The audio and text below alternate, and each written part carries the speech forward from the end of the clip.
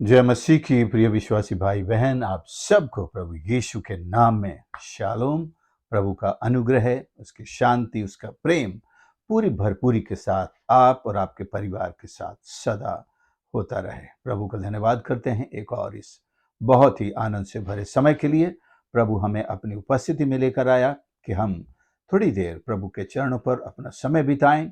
प्रभु हमसे क्या कहना चाहता है और हमारा रिस्पॉन्स स्तुति, प्रार्थना और आराधना के रूप में उसके प्रति आज जरूर उसके चरणों पर उंडेला जाए।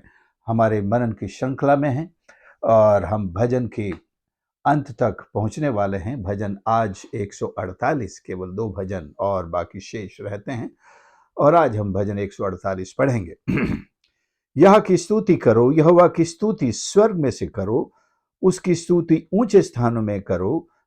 हे उसके सब दूतों उसकी स्तुति करो, हे उसकी सब सेना उसकी स्तुति करो। हे सूर्य और चंद्रमा उसकी स्तुति करो, हे सब ज्योतिमय तारागण उसकी स्तुति करो।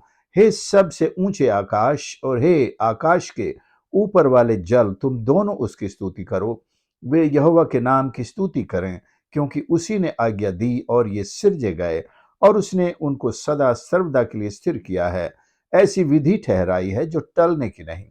पृथ्वी में से यहोवा की स्तुति करो, हे मगरमच्छों और गहरे सागर, हे अग्नि और ओलो, हे हिम और कुहरे, हे उसका वचन मानने वाली प्रचंड बयार, हे पहाड़ों और सब टीलों, हे फलदायी वृक्ष और सब देवदारों, हे वन पशुओं, सब घरेलू पशुओं, हे रेंगने वाले जंतुओं, हे पक्षियों, हे पृथ्वी के राजाओं और राज्य राज्य के सब लोगों, हे हाकिमों और पृथ्वी के सब न्यायियों, हे जवानों और कुमारियों, हे पुरनियों और बालकों, यहोवा के नाम की स्तुति करो, क्योंकि केवल उसी का नाम महान है।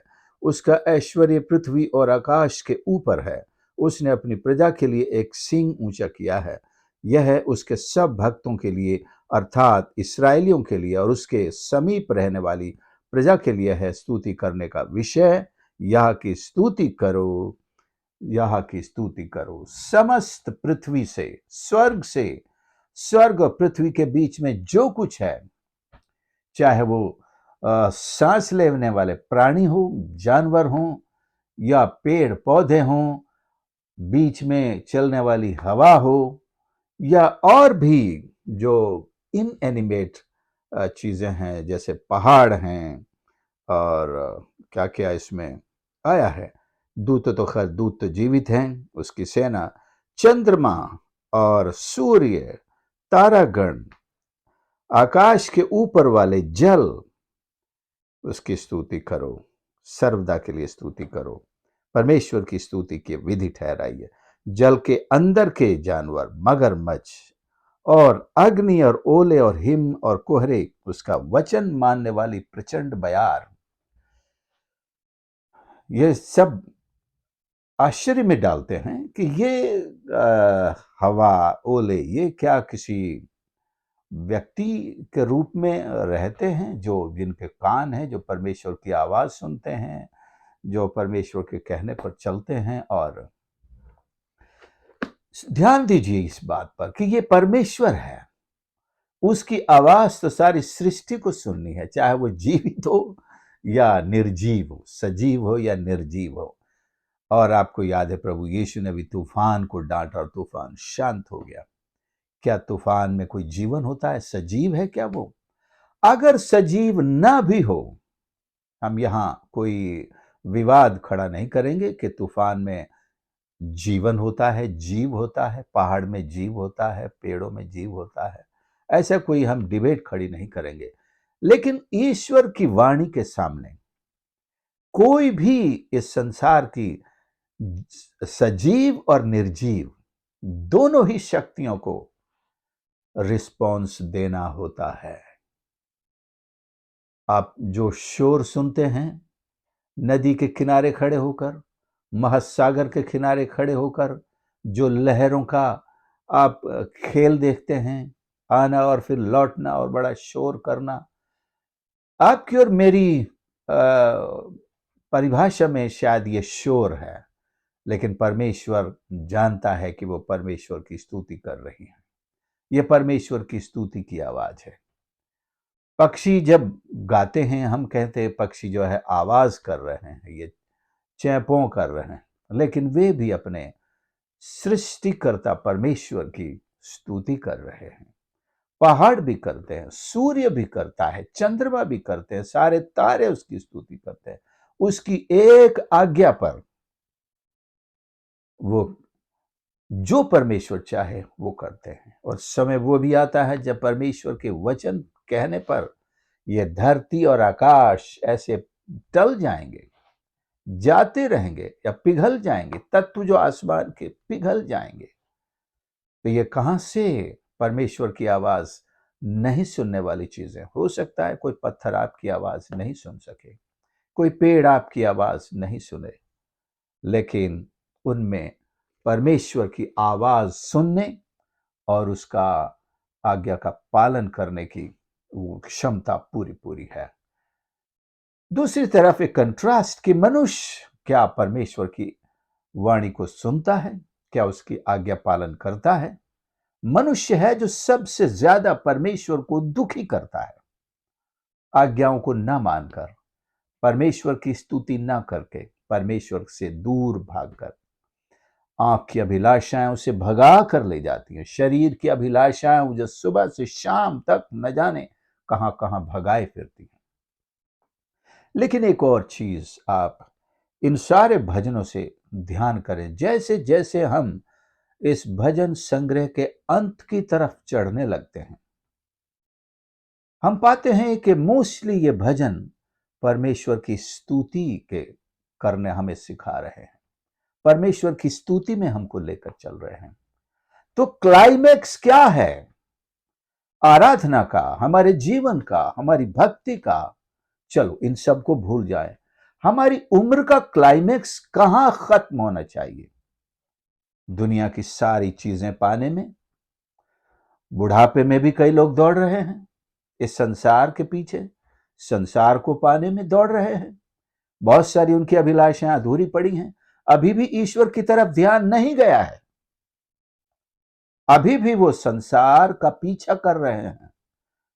कई बीमारी के बिस्तर में पड़े हैं तो अभी उनकी अभिलाषाएं संसार में ही जड़ पकड़ी हुई पड़ी हैं, प्राण छूट नहीं रहा है कि किसी न किसी मोह ने उनको पकड़ा हुआ है, नहीं छूट रहा है।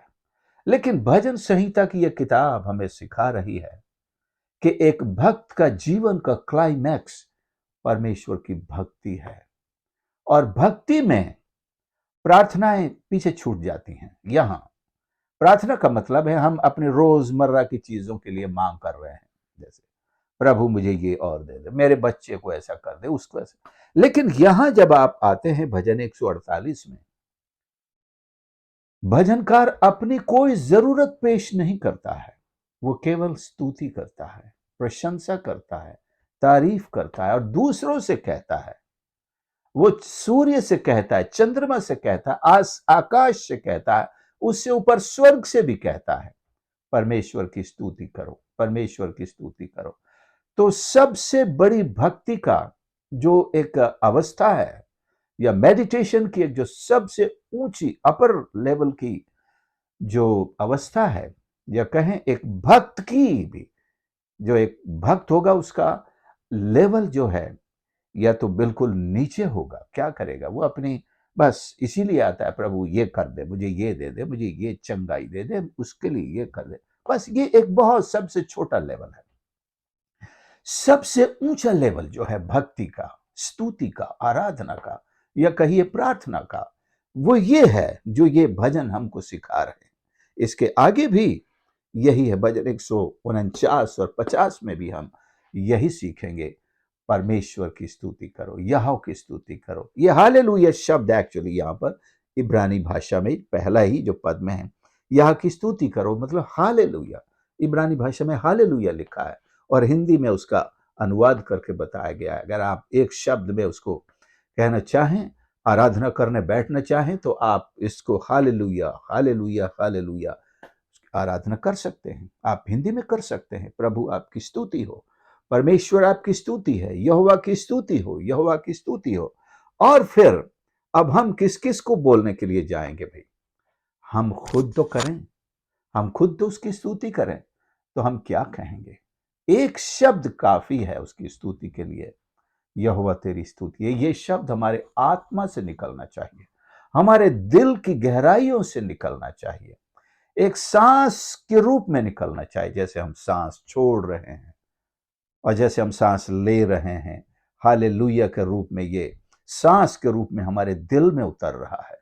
स्तुति हमारे दिल में उतर करके बाहर आ रही है, परमेश्वर की तरफ जा रही है।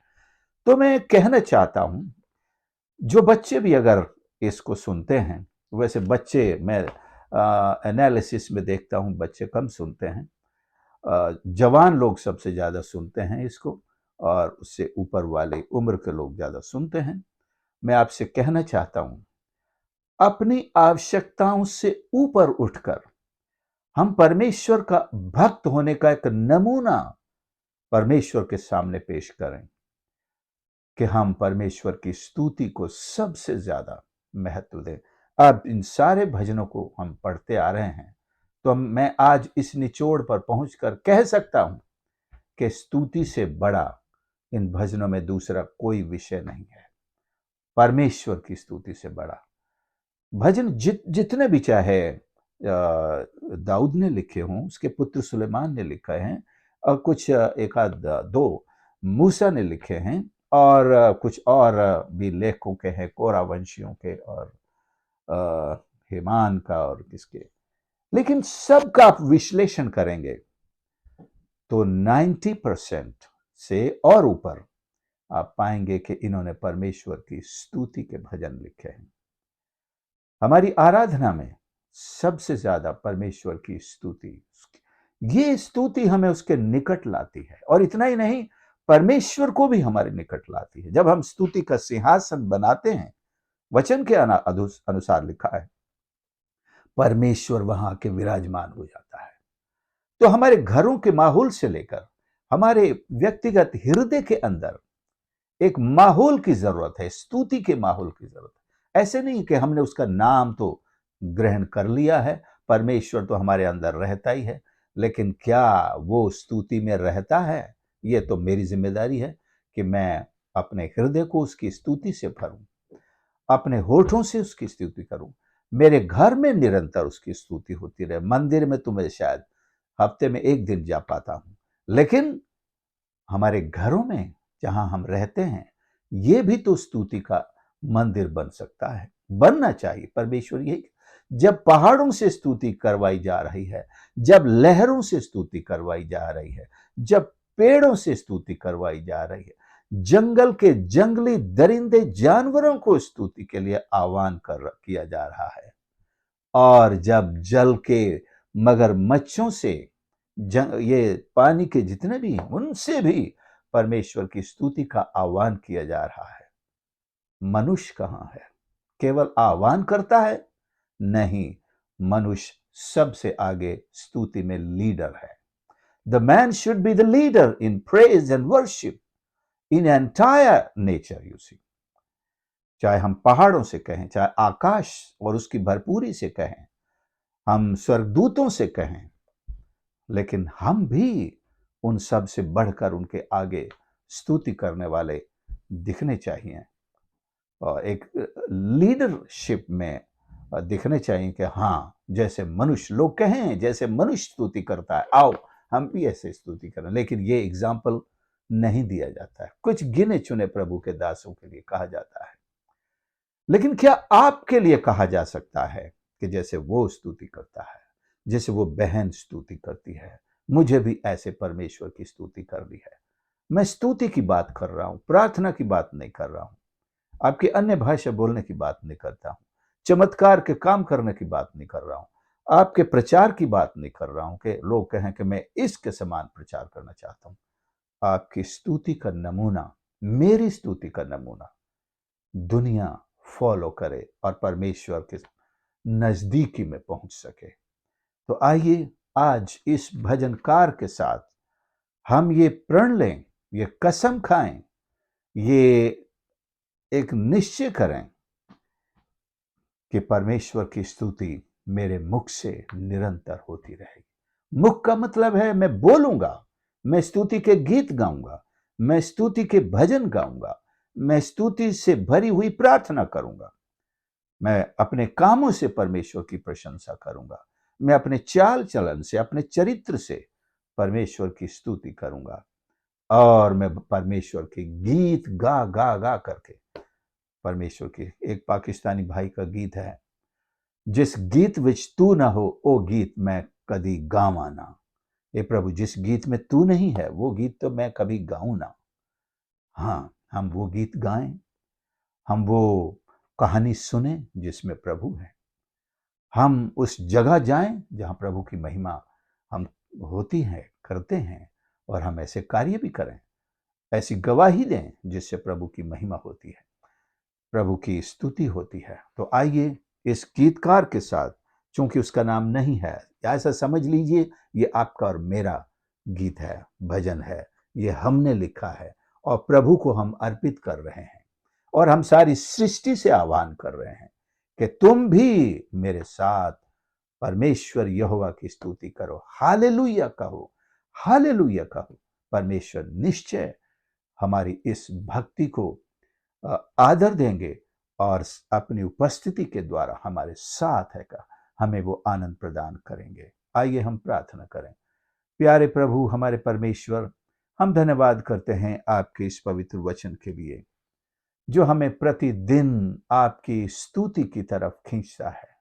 भजन संहिता की इस पुस्तक के लिए हम धन्यवाद करते हैं, जिसने हमको आपकी आराधना करने का एक तरीका सिखाया, एक पैशन दिया। परमेश्वर, हमारी आंखें खोली कि आपके इन महान दासों के द्वारा आपकी स्तुति, आपकी भक्ति, आपकी आराधना और प्रार्थना कैसे की जाती है। प्रभु जी, हम भी आपसे मिन्नत करते हैं, हमारी मदद करें परमेश्वर आप, कि हम और आत्मा सच्चाई के साथ आपकी स्तुति करें, आपके भजन करें, ताकि आपका डेरा हमारे दिलों में हो। हमारे घरों से हम स्तुति आराधना करें, ताकि आपका डेरा हमारे घरों में हो।